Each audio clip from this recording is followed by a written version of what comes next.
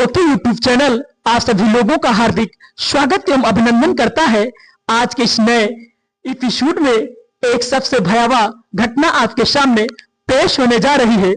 जब क्रैश हुआ था अजीत पवार का प्लेन, तब कहां थी उनकी पत्नी और परिवार, क्यों छुपाई गई थी निधन की खबर। आइए इसको हम विस्तार पूर्वक आपके सामने पेश कर रहे हैं। महाराष्ट्र की राजनीति का एक चमकता सितारा आज हमेशा के लिए खामोश हो गया।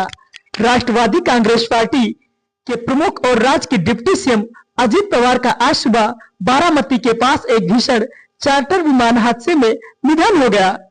ये खबर जैसे ही फैली, समूचे महाराष्ट्र में शोक की लहर दौड़ गई। लेकिन इस दुखद घटना के बीच हर कोई यह जानना चाहा कि जब यह खौफनाक हादसा हुआ तब अजीत पवार का परिवार कहां था और उन तक ये सूचना कैसे पहुंची। अजीत पवार की पत्नी राज्यसभा सांसद हैं और वो संसद सत्र में भाग लेने मंगलवार शाम को दिल्ली गई थी। लेकिन उन्हें क्या पता कि होनी को कुछ और मंजूर था। जैसे ही विमान हादसे की खबर आई, अजीत परिवार की पत्नी सुनेत्रा पवार तुरंत ही महाराष्ट्र के लिए निकल गई। अजीत पवार की मौत की खबर तब तक उनकी पत्नी से छुपाया गया जब तक वो विमान में बैठ नहीं गई। परिवार के सदस्यों ने ये रणनीति दोनों बेटों से पूछकर बनाई थी, क्योंकि उन्हें डर था कि मां को इस खबर से सदमा लग सकता है। जानकारी के अनुसार जिस वक्त अजीत पवार का विमान बारामती के पास इमरजेंसी लैंडिंग की कोशिश में क्रैश हुआ, उस वक्त उनकी पत्नी और राज्यसभा सांसद सुनेत्रा पवार दिल्ली स्थित अपने बंगले में मौजूद थी। वह सुबह की रूटीन मुलाकातों की तैयारी कर रही थी।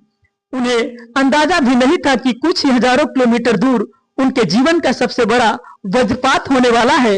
वहीं उनके बड़े बेटे पार्थ पवार उस समय मुंबई में थे। पार्थ एक महत्वपूर्ण संगठन के बैठक के लिए मुंबई के नरीमन पॉइंट स्थित पार्टी दफ्तर पहुंचने ही वाले थे। छोटे बेटे जय पवार पुणे में अपने व्यवसाय से जुड़े काम देख रहे थे।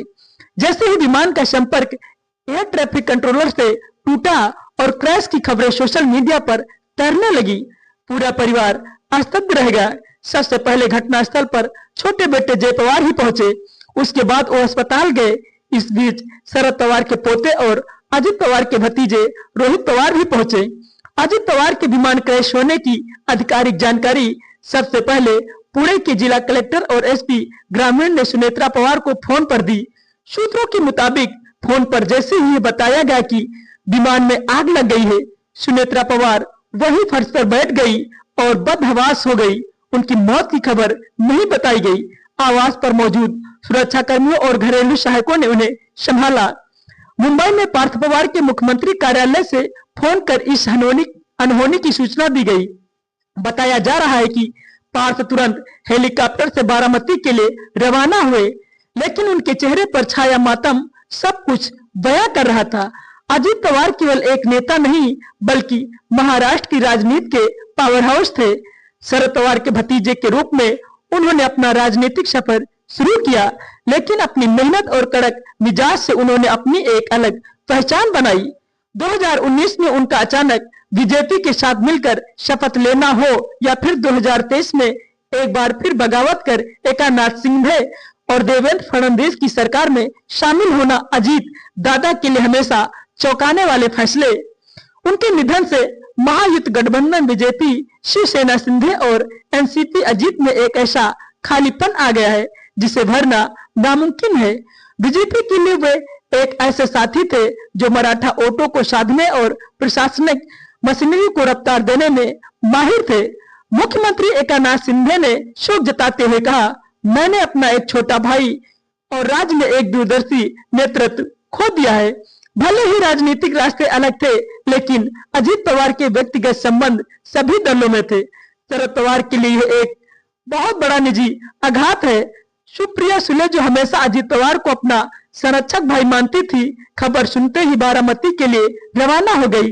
प्रधानमंत्री नरेंद्र मोदी ने भी ट्वीट कर अजीत पवार के योगदान को याद किया और इसे महाराष्ट्र के विकास के लिए एक बड़ी क्षति बताया। अजीत पवार की मौत के बाद अब सबसे बड़ा सवाल एनसीपी के भविष्य पर है। क्या पार्टी वापस शरद पवार के पास जाएगी या सुनेत्रा और पार्थ पवार कमान संभालेंगे? फिलहाल पूरा महाराष्ट्र अपने दादा को अंतिम विदाई देने की तैयारी कर रहा है। बारामती में सुरक्षा बढ़ा दी गई है और राजकीय सम्मान के साथ उनके अंतिम संस्कार की तैयारियां की जा रही है। इस प्लेन में अजीत पवार समेत 5 लोग सवार थे, सभी की मौत हो गई। इस खबर से पूरे महाराष्ट्र में शोक की लहर दौड़ गई है। प्रधानमंत्री से लेकर विपक्षी नेता तक सभी ने शोक जताया है। अजीत पवार महाराष्ट्र की राजनीति के सबसे बड़े खिलाड़ी थे। वे शरद पवार के भतीजे थे और एनसीपी में लंबे समय तक सक्रिय रहे। 2019 में उन्होंने एनसीपी से बगावत की और बीजेपी शिवसेना गठबंधन में शामिल होकर डिप्टी सीएम बने।